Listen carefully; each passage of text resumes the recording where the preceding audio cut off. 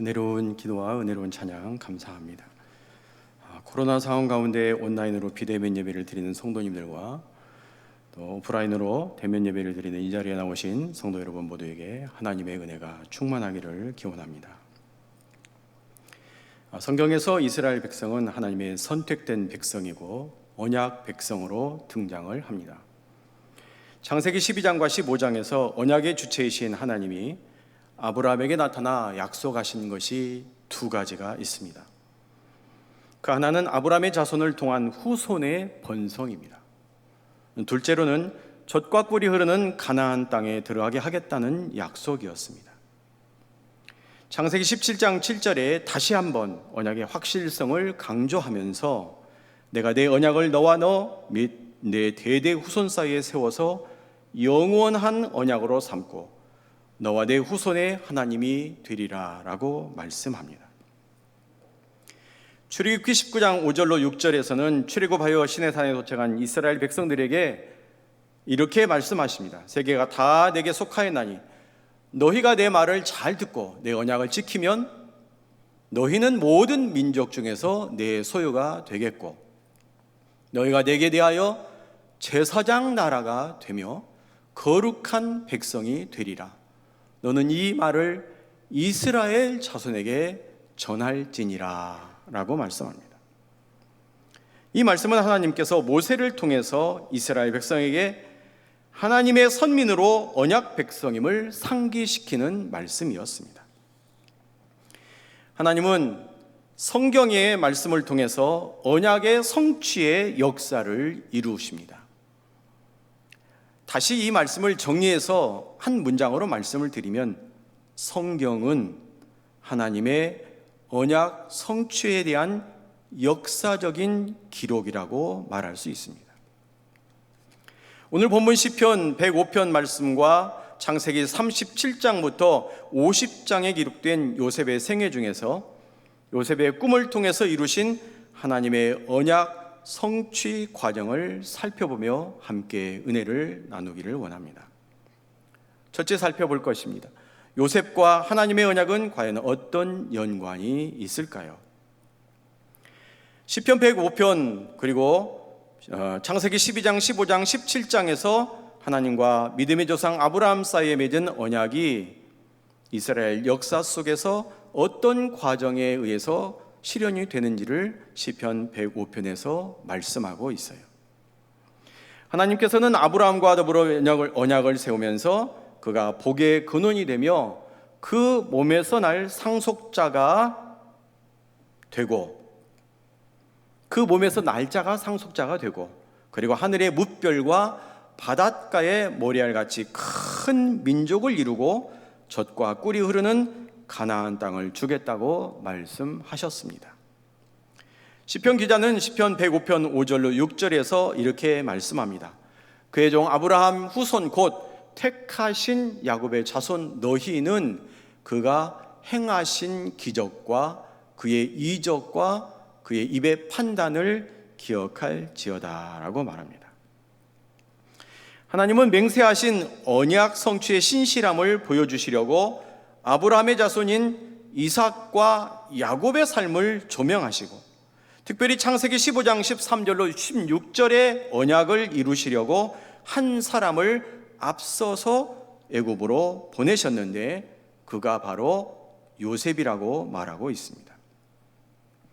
하나님은 애굽의 종으로 팔려간 요셉의 투옥과 총리 대신이 되는 과정을 간섭하셨으며 야곱의 가족을 애굽으로 이주시켜 번성케 하고 모세를 통해서 출애굽하여 약속하신 젖과 꿀이 흐르는 땅 가나안 땅을 정복하고 정착 생활을 하도록 인도하시는 분임을 증거하고 있습니다. 창세기 인물 가운데 아브라함 그리고 이삭, 야곱, 요셉은 족장시대의 대표적인 인물들입니다. 특히 요셉은 성공 드라마를 통해서 꿈꾸는 자이고 비전을 갖고 노력하여 성공한 사람으로 우리들의 뇌리 속에 각인되어 있습니다. 요셉의 생애는 한 개인의 역사이지만 하나님의 언약 체결과 성취라는 큰 틀 속에서 이해되어야 됩니다. 변함이 없고 신실하신 하나님과 언약 백성인 이스라엘 사이에 체결된 언약을 성취하시는 여정 속에 요셉이 있기 때문입니다. 하나님께서는 아브라함을 선택하여 믿음의 조상으로 세우고 언약하신 그의 자손 이삭, 야곱, 요셉을 통하여 언약을 이루어 나가십니다. 이스라엘 역사 속에서 전개되는 요셉의 생애는 한 개인의 성공담이라고 그렇게 그쳐버리기보다도 믿음의 조상 아브라함과 맺은 언약의 역사가 실현되어가는 과정을 보여주는 삶이라고 말할 수가 있습니다. 둘째로 요셉의 꿈을 통한 하나님의 계시입니다. 하나님은 꿈을 통해서 특별한 메시지를 전달하시죠. 마태복음 1장 18절로 25절까지의 말씀에서는 마리아와 정혼한 요셉의 꿈을 통해서 예수 그리스도께서 성령으로 잉태될 것과 구원자로 오실 것을 말씀하셨습니다. 또 하나님은 꿈을 통해서 그의 뜻을 계시로 보여주십니다. 창세기 28장에서 하나님은 야곱에게 사닥다리 꿈을 통해서 믿음의 조상 아브라함과 맺은 언약을 기억하게 하시고, 그리고 그 언약의 축복뿐만 아니라 형 에서로부터 신변의 안전을 보장해 주며 아브라함의 씨를 통한 언약의 성취가 계속해서 진행 중임을 보여주셨습니다. 또한 하나님은 꿈을 언약 성취의 도구로 사용하십니다. 창세기 37장 5절에서 요셉은 꿈을 꾸고 형들에게 말하죠. 형들의 몇 단이 내 몇 단에 절을 합니다. 첫 번째 꿈이었습니다. 또 9절로 11절까지에서는 요셉이 다시 꿈을 꾸는데 아버지와 형들이 다 자신에게 절하는 거예요. 이 내용에 대해서 말하자 형들은 시기하였고 아버지 야곱은 그의 말을 간직하여 두었다라고 했습니다. 야곱은 사닥다리 꿈을 통해서 깊은 영적 체험을 했고 하나님의 주권과 섭리를 인정했던 사람입니다. 그랬기 때문에 아들 요셉이 말하는 그 꿈의 내용을 새겨서 들었다는 거죠. 요셉의 꿈은 개인의 성공담을 위한 것이 아닙니다. 요셉의 꿈은 창세기 12장과 15장과 17장에서 아브라함과 맺은 언약 체결을 이루어 가시는 하나님의 역사 속에서 요셉의 꿈을 도구로 사용하실 것을 계시로 보여주신 것입니다. 셋째로 요셉은 애굽의 종으로 팔려갔습니다. 창세기 37장 2절에서 요셉의 형들의 잘못을 아버지에게 말하게 되죠. 이 아브라함에게는 여러 부인들이 있었는데 그 부인들의 낳은 자녀들과 그 부인 중에 한 부인이 함께 거하게 되는 상황이 발생했어요. 그때 불미스러운 일이 발생했죠. 이 사실을 이제 요셉이 알게 된 겁니다. 그 요셉은 아버지 야곱에게 가서 이 사실을 말을 하게 되죠. 부정적인 시각에서 보면은 고자질이나 하는 연약한 유약한 그런 아이로 평가할 수가 있겠습니다. 그렇지만 긍정적인 면에서 본다면 요셉은 정의로운 사람이었습니다. 불의를 보지 못한 거죠. 그것이 잘못된 것은 잘못됐다라고 말하고 옳은 것은 옳은 것이라고 말할 줄 아는 사람이었습니다.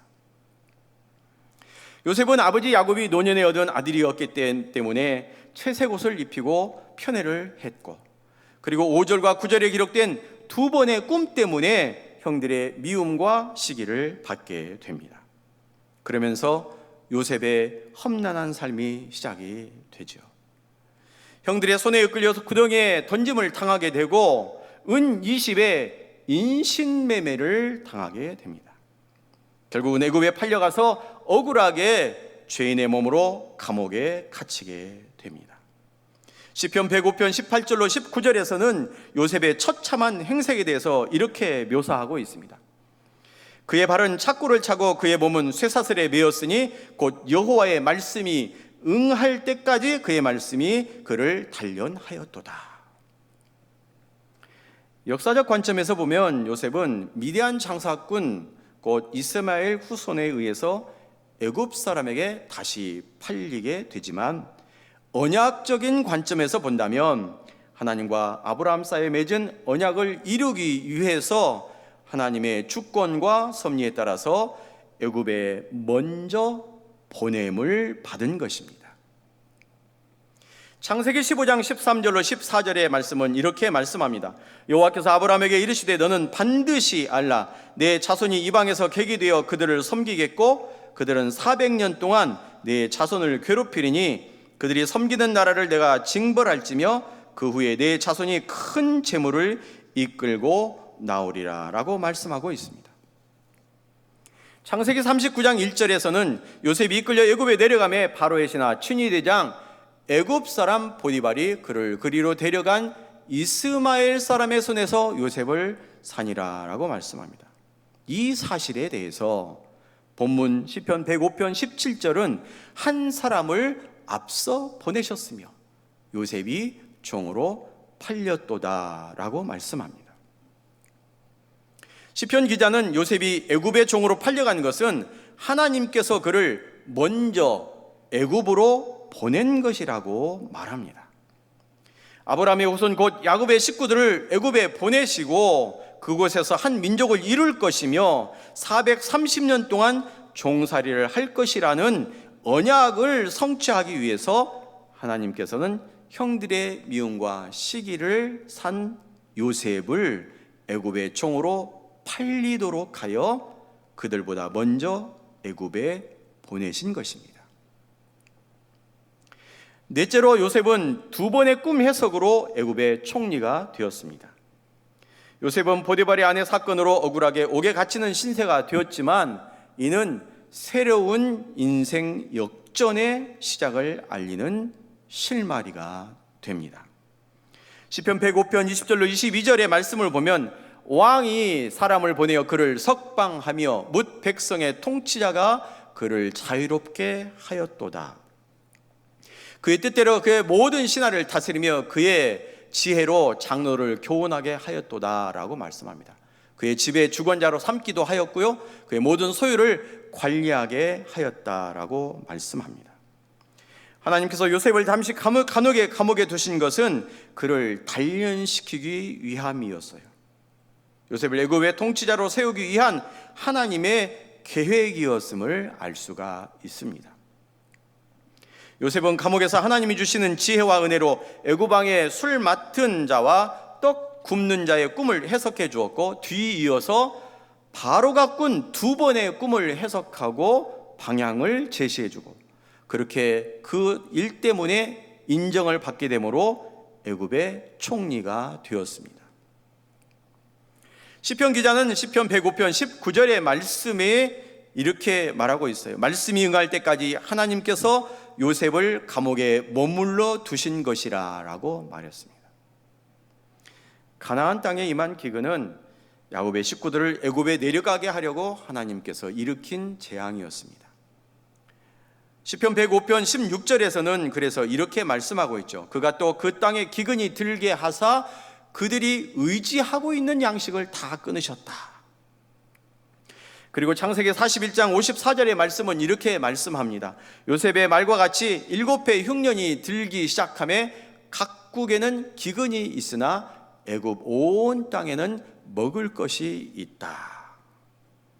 그때 야곱이 요셉의 형들을 애굽으로 보내 양식을 사오도록 하여 요셉의 형들과 이제 첫 번째 만남이 이루어집니다.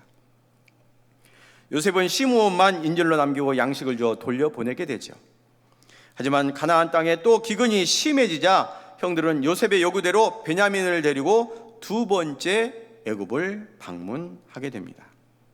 요셉은 정을 억제하지 못하고 그때서야 형들에게 자신의 신분을 말하게 되죠. 내가 바로 형들이 판 요셉입니다. 동생 요셉입니다. 그렇지만 그는 그렇게만 얘기했을 뿐 형들이 자신을 팔고 고난 가운데 그리고 역경에 처하게 한 그 형들을 원망하거나 미워하거나 질시하지 않았습니다. 자신의 신분을 밝히면서 지난 모든 일은 이스라엘 백성을 향하신 하나님의 계획이고 섭리이며 구원의 은혜라고 강조하고 있습니다.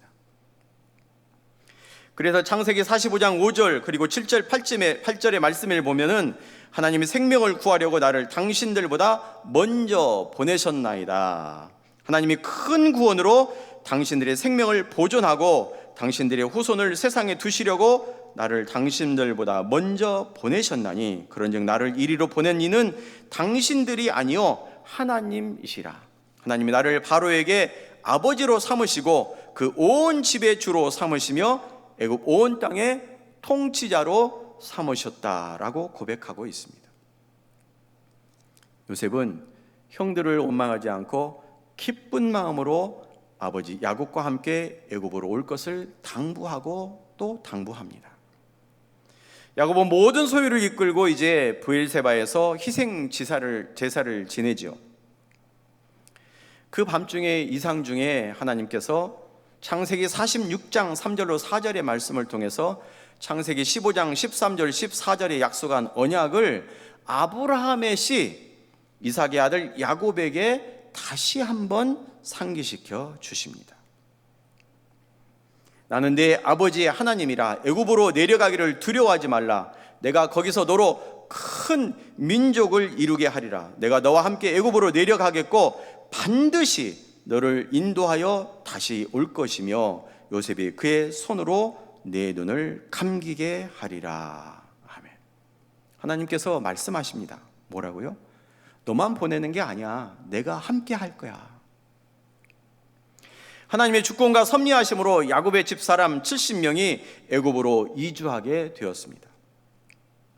창세기 46장 2절과 시편 105편 23절의 말씀처럼 이에 이스라엘이 애굽에 들어갔고 야곱이 함의 땅의 나그네가 되지만 그러나 이스라엘은 생육하고 불어나 번성하고 그의 대적들보다 매우 강하고 그리고 온 땅에 가득하게 되었습니다.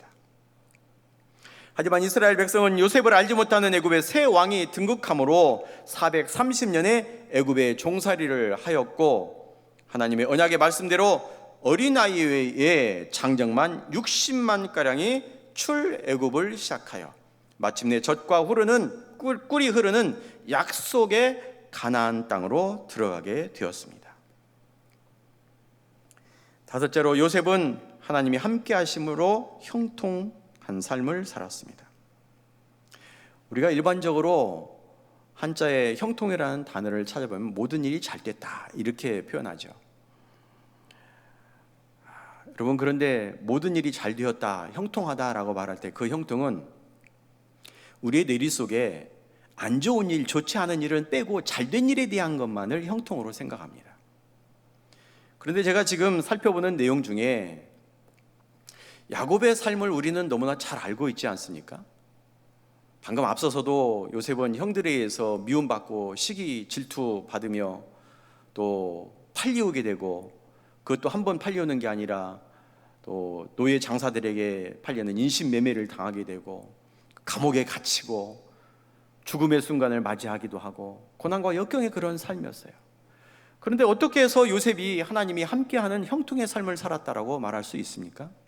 여러분, 믿는 자는 형통에 대해서 생각할 때 좋지 않고 불행한 그런 일들은 빼놓고 다 잘되고 좋은 일만, 행복한 것만 형통이라고 성경은 말하지 않습니다. 우리 믿는 사람들은 성경을 해석할 때 또 하나님께서 보여주시는 인물이나 사건들을 통해서, 역사적인 그런 사건들을 통해서 형통의 관점을 바꿀 줄 알아야 됩니다.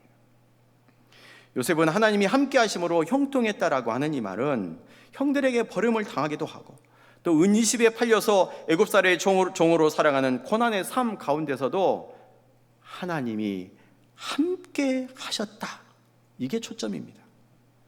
좋을 때만 함께 하신 게 아니에요. 좋지 않고 힘들고 역경 가운데 고난 가운데 있을 때도 하나님이 함께 하셨다는 겁니다.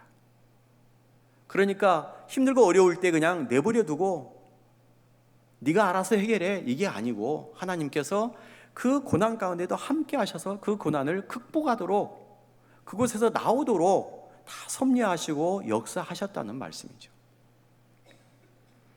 그래서 하나님이 함께 하시는 은혜를 입었고 그 결과 형통한 자다, 그리고 번성하는 자가 되었습니다.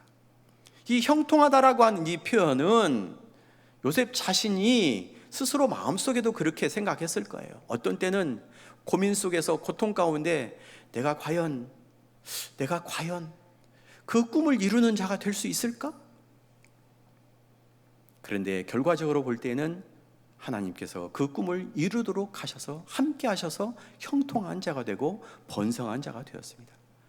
그리고 요셉이 형통하다라고 한 이 표현은 요셉 자신의 마음속에서 그런 마음을 가지기도 했겠지만은 다른 일을 통해서도 요셉이 형통한 자라고 그렇게 밝혀주고 있죠. 우리는 자칫 요셉의 형통을 그가 노력해서 얻은 결과로 오해할 수가 있습니다. 이 형통은 그저 기복적인 신앙에 의한 나타난 결과물이 아니었습니다. 하나님은 선택받은 믿음의 조상 아브라함과 맺은 언약을 이루시기 위해서 약속된 아브라함의 씨, 아브라함의 자손인 이삭과 야곱, 그리고 요셉에게 꿈과 이상을 통해서 나타나셨고, 특별히 요셉에게는 다른 사람의 꿈을 해석하도록 은혜를 베푸셨습니다. 요셉의 형통은 하나님이 언약을 성취하시기 위해서 그의 삶을 주관하고 섭리하는 과정이었으며, 선택받은 이스라엘 민족을 향하신 임마누엘 하나님의 크고 놀라운 은혜였습니다. 요셉은 하나님의 뜻을 이루는 삶을 산다는 의미에서 형통한 자요, 번성하는 자였습니다. 사랑하는 성도 여러분, 우리가 요셉에 대해서 주일학교 때라든지 중고등부 때라든지 수련회를 참여하거나 또는 성경학교를 참여하면 요셉에 대한 이야기 핵심이 무엇입니까? 요셉, 그럼 꿈꾸는 자. 저는 좀 바꿔서 말하고 싶어요. 요셉이 꿈을 꿨다. 그 말은 요셉이 주인공이 되는 겁니다. 요셉이 주체가 되는 거죠. 자기가 꿈을 꾼 거죠. 근데 요셉이 꾼 꿈이 요셉 스스로 자기가 꾸고 싶어서 꾼 꿈이었습니까? 아닙니다. 하나님이 그 꿈을 주신 거죠. 오늘 우리 장로님께서 기도하실 때 비전이라는 단어를 사용하셨어요. 그러니까 요셉이 그 꾼 꿈은 하나님께서 비전으로 보여주셔서 그에게 꾸도록 하신 그 꿈이었습니다. 근데 그 꿈의 내용은 너무 좋았죠. 근데 그 꿈이 실현되는 과정 가운데는 항상 좋은 형통이 있었던 것이 아니고, 고난의 시작으로부터 역경, 그리고 심지어는 죽음의 순간에 이르기까지 그 꿈이 실현되는 과정 가운데 많은 우여곡절이 있었고 굴곡이 심한 그런 생애를 살았습니다. 그래서 우리는 요셉의 꿈을 생각할 때에 요셉은 그냥 자신의 노력으로 그 역경을 다 이겨내고 어떻게 힘들게 해서 그걸 이겨내고 승리한 사람, 성공한 사람, 그래서 성공담의 주인공으로 등장할 때가 있죠. 그러나 우리 성경을 하나님의 말씀으로 보는 우리 모두는 요셉의 꿈에 대한 이야기를 할 때 한 인간의 성공담으로만 볼 것이 아니고 그 꿈을 통해서, 그 요셉의 생애를 통해서 하나님이 무엇을 우리들에게 말씀하시려고 하는지를 들여다볼 줄 알아야 돼요. 결론입니다. 요셉은 만물의 주인이며 역사의 주관자이신 하나님과 그의 백성 이스라엘이 맺은 창세기의 언약을 성취하는 예비된 사람으로 형통한 자였고, 그의 꿈은 하나님의 언약을 실현하는 도구로 사용이 되었습니다. 우리는 요셉의 삶 속에서 예수님의 순종하는 모습을 발견하게 되죠. 요셉은 하나님과 사람 사이를 화목하게 하신 메시아 예수 그리스도의 모형이라고 말할 수가 있습니다. 하나님은 구원의 복을 주시려고 죄 많은 이 땅에 예수님을 먼저 보내셨습니다. 요셉도 마찬가지였죠. 하나님이 언약을 이루시기 위해서 아브라함의 자손 중에 요셉을 통해서, 요셉을 먼저 보내서 종살이하고, 그리고 감옥에 갇히기도 하고, 착고를 차고, 그리고 누명을 쓰기도 하고, 억울한 그런 상황 가운데 처하게 되고, 그렇지만 요셉은 하나님께서 그 주신 꿈을 잊지 아니하고, 내가 과연 그 꿈을 이루어 드리는 사람이 될 수 있을까? 그러며 매 순간 하나님이 함께 하심을, 그 은혜를 체험하면서 그의 삶을 내어드렸습니다. 순종하는 삶을 살았다는 말씀이죠. 예수님은 그분의 뜻을 이루기 위해서 고난의 가시밭길을 걸으며 십자가에 죽기까지 복종하셨고, 죽으심과 부활로 하나님의 뜻을 다 이루셨습니다. 사도행전 3장 25절로 26절의 말씀을 보면 사도 베드로가 오순절 성령 강림 사건 이후에 솔로몬 행각에서 설교를 할 때에 하나님께서 이스라엘 족장들과 대대로 맺은 언약을 예수 그리스도가 십자가에 달려 죽음으로 모든 언약을 성취하였다고 선포합니다. 이렇게 말이죠. 너희는 선지자들의 자손이요 또 하나님이 너희 조상으로 더불어 세우신 언약의 자손이라. 아브라함에게 이르시기를 땅 위의 모든 족속이 너의 씨로 말미암아 복을 받으리라 하셨으니, 하나님이 그 종을 세워 복 주시려고 너희에게 먼저 보내사 너희로 하여금 돌이켜 각각 그 약함을 버리게 하셨느니라. 아멘. 요셉은 하나님의 언약이 성취되도록 자기의 삶을 온전히 내어드린 순종의 사람입니다. 저와 여러분은 영적인 이스라엘 백성입니다. 하나님의 선택받은 언약 백성으로서 하나님 말씀에 순종하는 삶을 통해서 예수 그리스도의 구속의 은혜를 세상에 선포하는 증거자의 삶을 살기를 원합니다. 그런 저와 여러분이 되어서 하나님의 언약 안에 사는 언약 백성의 삶으로 하나님께 영광을 돌려드리는 복된 삶을 사시기를 주의 이름으로 간절히 축원드립니다. 기도하겠습니다. 하나님 아버지, 오늘 우리의 예배가 신령과 진리로 드리게 하여 주시니 감사합니다. 요셉의 순종의 삶으로 말미암아 하나님의 언약의 성취의 증거자가 된 것처럼 영적 이스라엘 백성인 우리도 하나님 말씀에 순종하여 예수님 구속의 은혜를 증거하며 살게 하옵소서. 오늘도 말씀을 통해 아버지의 뜻을 깨달아 알고 주의 백성으로 살게 하시니 감사의 찬송을 올려드립니다. 이 은혜를 잊지 않고 구속의 은총을 누리는 그리스도인들이 되게 하여 주옵소서. 예수님의 이름으로 기도하옵나이다. 아멘.